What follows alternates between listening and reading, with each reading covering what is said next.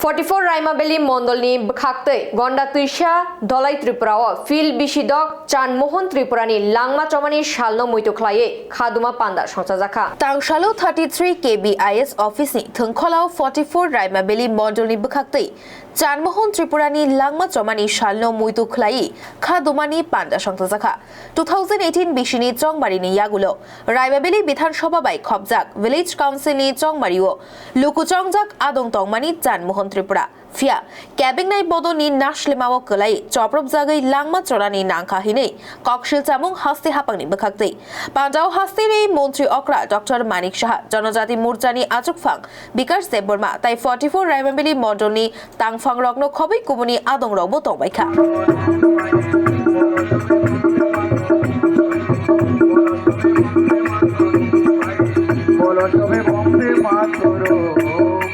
भारत माता की जय। भारत माता की তথা ত্রিপুরা রাজ্যের জনপ্রিয় মুখ্যমন্ত্রী প্রফেসর ডক্টর মানিক শাহকে অনুষ্ঠিত মঞ্চে আসন গ্রহণ করার জন্য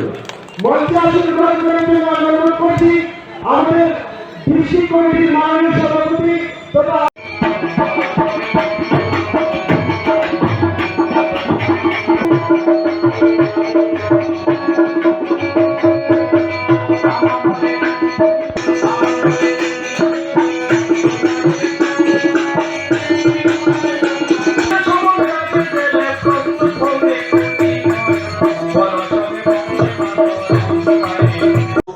যতগুলো লোককে খুন করেছে তার কয়েক গুণ বেশি স্পেলিং খুন করেছে। এরা খুন সন্ত্রাসী বিশ্বাসী, খুন সন্ত্রাস, অগ্নিসংযোগ, মানুষের যে অধিকার হরণ করাই ছিল ওদের কাজ। আমরা দেখতাম 25 বছরের কথা আমরা বলি ওরা রাজত্ব করেছিল, কিন্তু আমরা জানি এর আগেও 5 বছর বাদ দিলে ওরা আরো 10 বছরও রাজত্ব করেছে।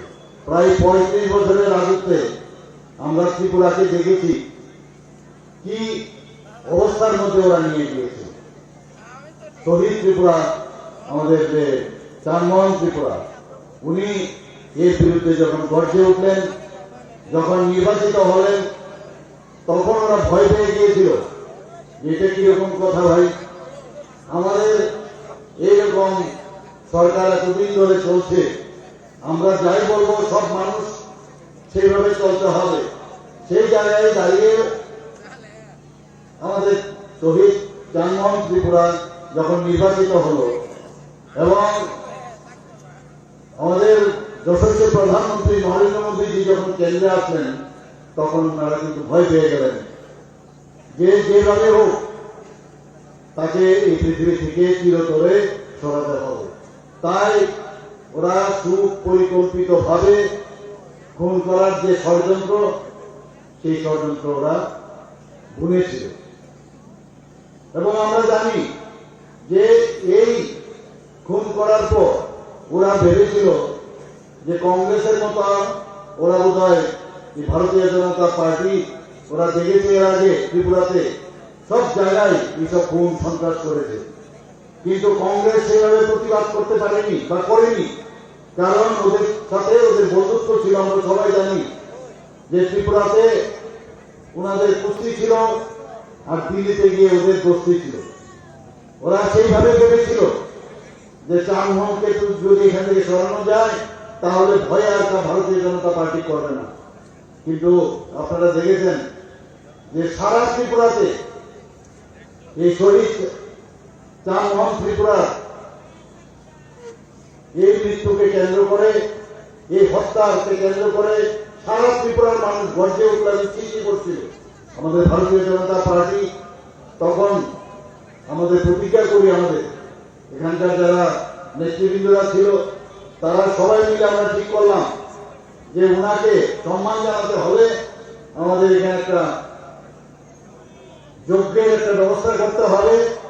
সেই যজ্ঞ আপনারা সবাই জানেন এখানে হয়েছিল, বৃষ্টি পড়ছিল সারাদিন ধরে, তারপরেও মানুষ সেই বৃষ্টির মধ্যে ওরা খুব খুশি হয়েছিল যে বৃষ্টি যেহেতু আসছে এবং এই যজ্ঞ যাতে না হয়, ওনার প্রতি যাতে আমরা সম্মান প্রদর্শন শ্রদ্ধা নিবেদন না করতে পারি, তার জন্য ওরা খুব অষ্টহাসি হেসেছিল যে আজকে তো বৃষ্টি, এই ঝড় হওয়াতে বৃষ্টিপাতে ওরা কেউ আসবে না।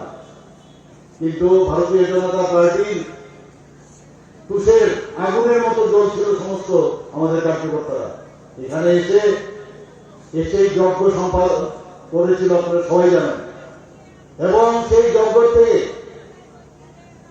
যে চিতাবর্ষ সেটাকে নিয়ে আমাদের 60-70 মন্ডলের উদ্দেশ্যে সেই কলসি বলা হয়েছে।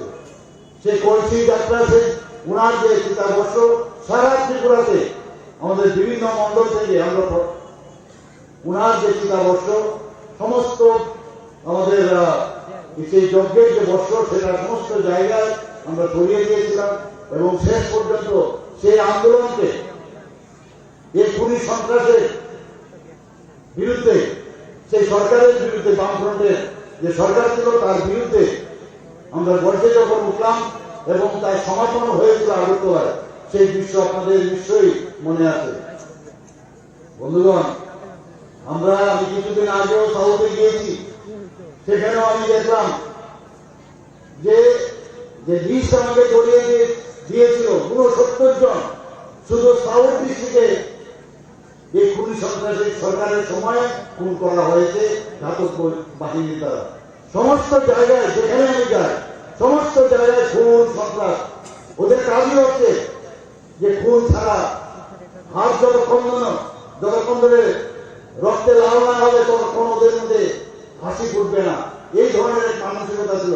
মানুষকে ওরা মানুষ ভাবত না, জবরদস্তি মানুষকে মৃত্যুর দিকে ঠেলে দিয়ে মানুষের যে অধিকার সেটাকে কেড়ে নিয়ে ওরা রাজত্ব করে যায়।